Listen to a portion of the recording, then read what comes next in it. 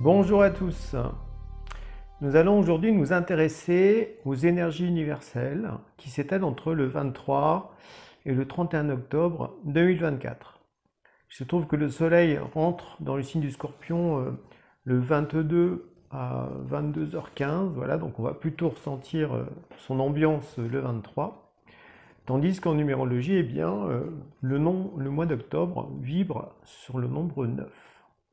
Donc nous sommes en année 8 que l'on peut aussi mettre en correspondance avec le signe du Scorpion, qui invite à une transformation, à une mort-renaissance.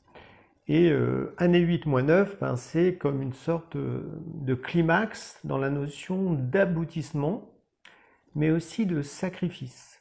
Sacrifice qui d'ailleurs est très relié aussi au signe du Scorpion.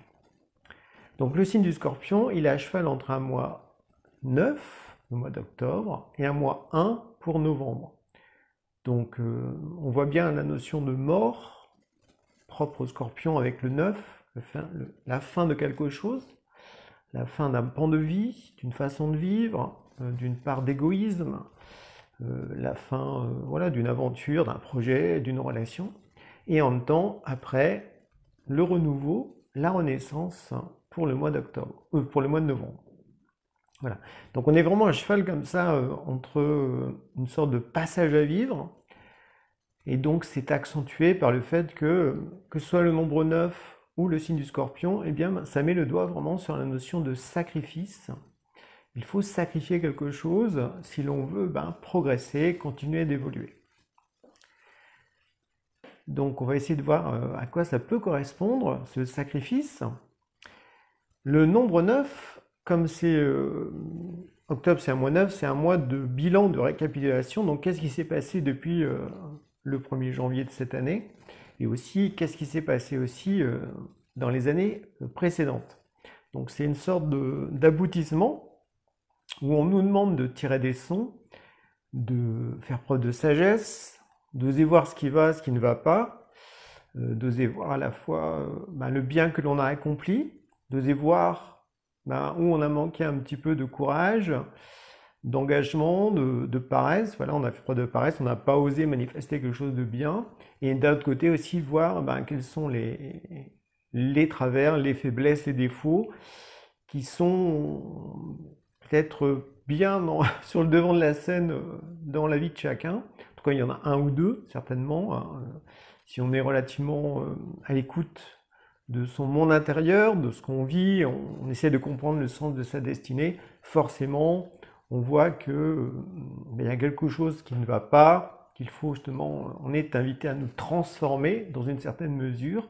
Le tout, c'est de mettre le doigt, bien sûr, sur quoi, et déjà d'oser le voir en face. Le Scorpion, lui, quand il est bien, en fait, il fait preuve d'un bon état d'esprit critique, d'une bonne auto-analyse, donc il voit clairement, le mal que l'on porte en soi, mais aussi, en contrepartie, quel bien, cela pourrait libérer, développer. Il ne faut pas, au contraire, se focaliser que sur le mal, que sur ce qui ne va pas, en omettant le bien, parce que dans ce cas-là, on se fait attraper par, on va dire, la force obscure, et après on va pas bien. Et donc là, on pourrait, on va dire, être traversé par les états négatifs à la fois du 9 et du Scorpion, qui sont beaucoup reliés à l'angoisse, à la peur, à une grande émotivité. Le signe de Scorpion, c'est un signe d'eau, c'est un signe relié à l'eau, puis à la catégorie de fixe, ou on va dire d'intense, parce que le signe du Scorpion, c'est la période de l'automne qui est la plus marquante pour la saison de l'automne. C'est là où toutes les feuilles vont tomber, c'est là où on va vraiment sentir la mort dans la nature. Et de notre côté, c'est important de rentrer en soi, dans son monde intérieur, pour justement ne pas tomber en dépression avec la nature, ce qui est aussi renforcé par l'énergie du nombre 9, qui peut être très émotive, très collective aussi, ou ce qui fait que par rapport à l'énergie ambiante, ou ce qui se passe dans la nature, avec toutes les inondations qu'il y a, ainsi que les tornades, les ouragans qu'il y a aux États-Unis, eh bien on peut se sentir beaucoup impacté, et donc ça nécessite de garder une certaine maîtrise de soi, une certaine vigilance intérieure, une certaine conscience, pour justement ne pas sombrer avec ces événements naturels extérieurs qui en fait dévoile qu'il y a vraiment quelque chose qui ne va pas dans cette société matérialiste. Donc la nature au fond se rebelle, se défend, avec tout ce que les humains font pour la détruire, c'est normal qu'elle réagisse aussi. Donc en nous, eh bien, ça peut aussi nous faire faire un miroir. En quoi, eh bien, on n'écoute pas assez sa nature, sa bonne nature, son esprit. En quoi on n'est pas assez respectueux de la nature environnante, c'est-à-dire qu'on ne la voit pas comme un être vivant, mais plutôt comme quelque chose d'automatique, en fait, avec une pensée matérialiste. Donc il y a tout ça aussi qui peut nous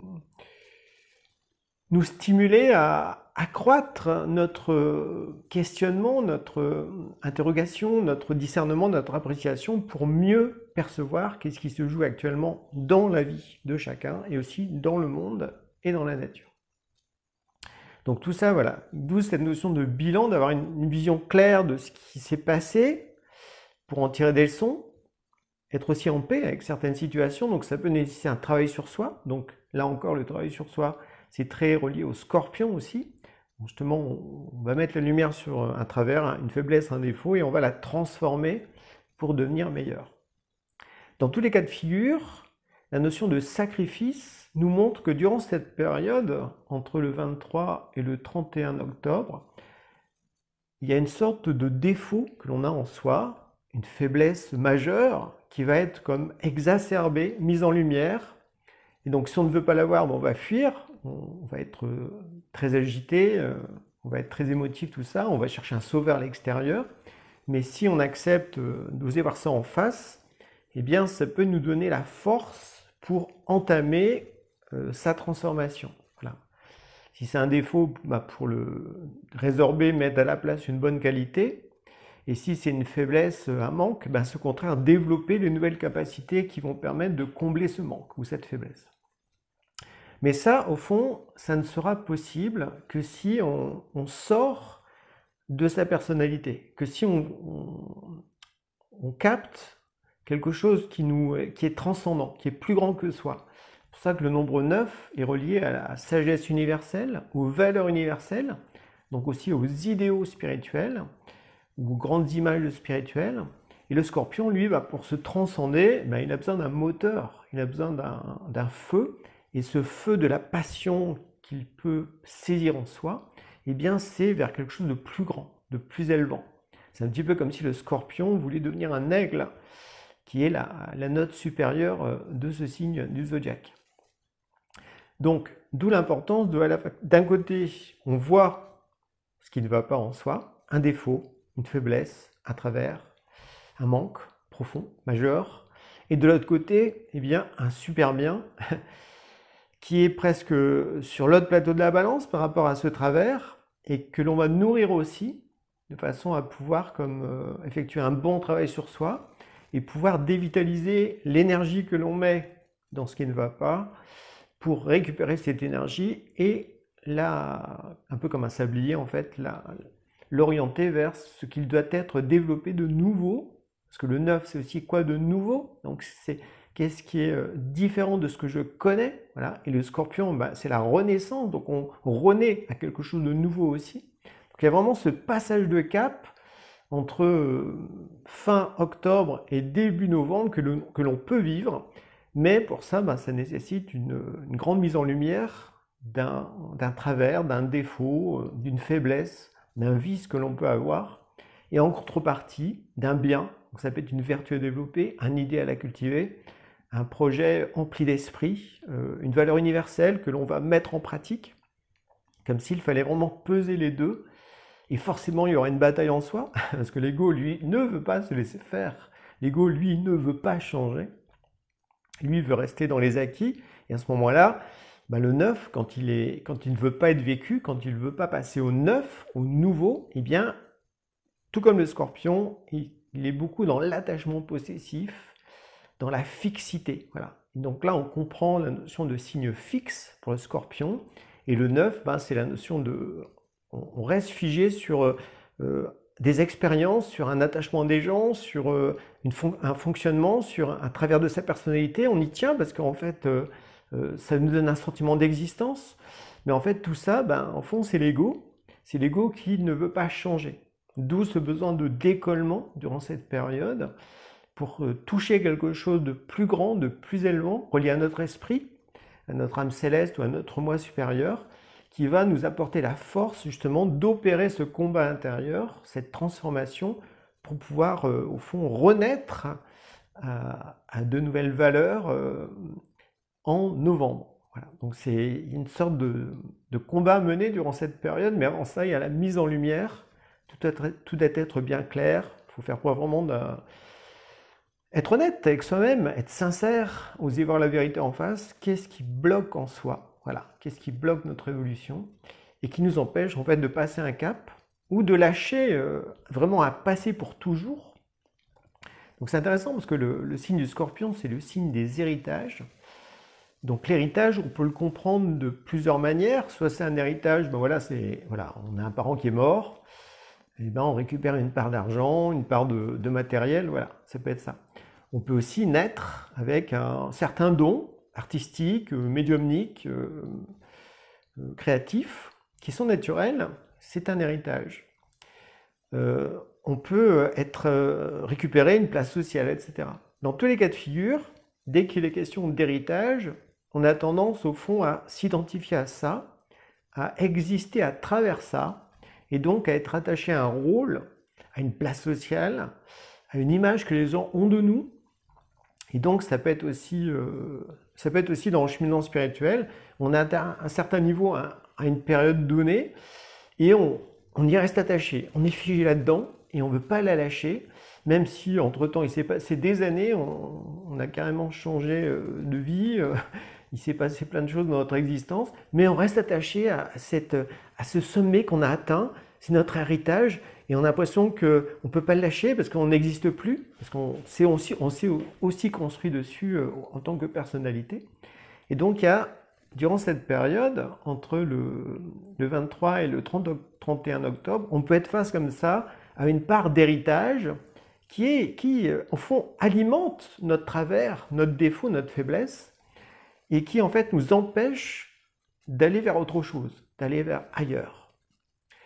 Et après, il y a le bon héritage, où là, c'est le fruit de nos efforts. Eh bien, on peut retrouver un certain niveau de conscience, on peut développer en soi des capacités qu'on avait développées dans une autre vie, mais grâce à nos efforts de purification, de méditation, de travail sur soi, de dons, de créativité, eh bien, ce don du passé, eh bien, il a été comme réactualisé à notre époque, et là, on peut l'utiliser correctement. Mais ça repose sur l'effort. Alors que le don passif, c'est je suis né avec ça, j'ai des perceptions, tout ça, je ressens, je vois des choses. Est-ce que c'est vrai? Je le sens, voilà. Donc, forcément, si on a ça, hein, eh bien, on se sent comme différent du commun des mortels, donc on se sent aussi supérieur aux autres. Donc, il y a toute la notion d'orgueil aussi qu'il y a derrière ça. Mais on ne veut pas lâcher ça, parce que ça nous donne, on existe avec ça. Mais en fait, ça veut dire qu'à ce moment-là, on est attaché à notre personnalité médiumnique, psychique, spirituelle, mais c'est une personnalité. Une personnalité, c'est un masque que l'on a, c'est pas notre esprit véritable, c'est pas le jeu. Parce que le jeu, lui, l'esprit véritable, il n'en a que faire comme ça des images ou des capacités faciles. Si aujourd'hui ça n'aide pas vraiment à évoluer pour développer de nouvelles capacités adaptées à notre époque, eh bien ça n'intéresse pas. Mais sauf que l'ego, lui, il se nourrit. On parle d'ego spirituel dans ce cas-là. C'est l'ego, il existe là-dedans, dans toutes les connaissances qu'il a, par exemple, ou les dons qu'il a naturels. Eh bien, ça ne lui demande pas d'effort. Donc, lâcher ça, abandonner ça, hors de question. L'esprit, lui, il aimerait trouver les moyens de dévitaliser ça en soi. Voilà, pour que justement l'ego spirituel diminue et qu'à la place, eh bien, il y a un réel effort de concentration, de méditation, d'ouverture sur quelque chose de totalement nouveau. Mais pour ça, eh bien, il faut le vouloir. C'est-à-dire qu'en soi, il faut vraiment ressentir qu'il y a notre personnalité, qui peut être aussi notre ego spirituel. Est-ce qu'on adhère à lui? Est-ce qu'on fusionne avec lui? Ou est-ce qu'on arrive à s'en décoller? Puis de se rendre compte qu'en fait, le fait de rester figé sur les acquis du passé, sur les héritages du passé, eh bien en fait, ça nous emprisonne, ça nous rend rigides, fixes, orgueilleux, donc ça bloque notre évolution. L'esprit, lui, il aimerait trouver les moyens de se dire, boum, Comment est-ce que je peux faire sauter ça, lâcher ça vraiment? Mais ça va nécessiter un effort. Et donc c'est pour ça qu'il faut trouver quelque chose de très élevant, de noble, un idéal, une vertu, un modèle inspirant, quelque chose ou un projet transcendant vraiment, qui n'est pas du tout personnel, mais qui est pour l'humanité, pour plus grand que soi.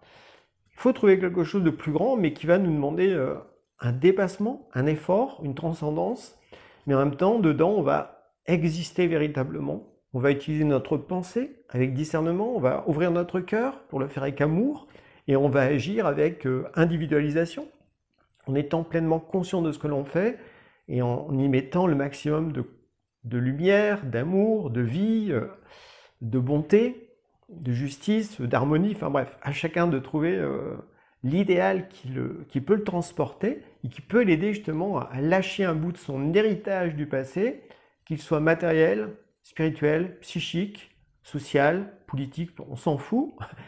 Bref, c'est lâcher un bout de sa personnalité, un bout de ce qui est trop personnel en soi, parce que personnalité, on ramène tout à soi, donc c'est l'égoïsme qui prime, c'est l'immoralité aussi qui peut aussi primer dans ce cas-là, si on se met à mentir, à manipuler les gens, etc.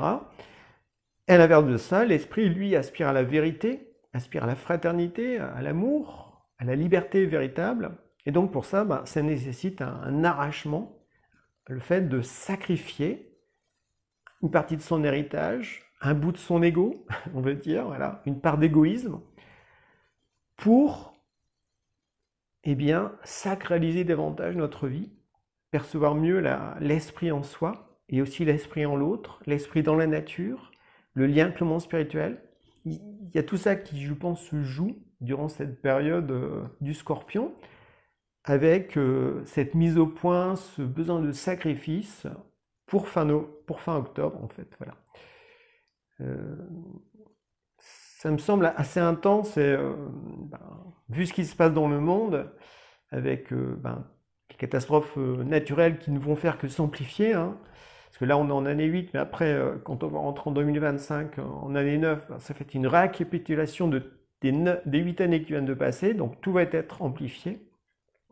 Donc c'est dès maintenant qu'il faut au fond se préparer, accepter de faire un sacrifice en soi pour justement devenir plus sacré, devenir meilleur et aussi ressentir plus le sacré en l'autre, dans la nature, dans la vie et vis-à-vis du monde spirituel.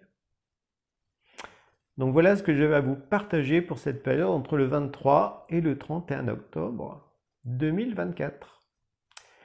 Je vous souhaite une bonne journée et au plaisir de vous croiser dans une prochaine vidéo. Bye bye.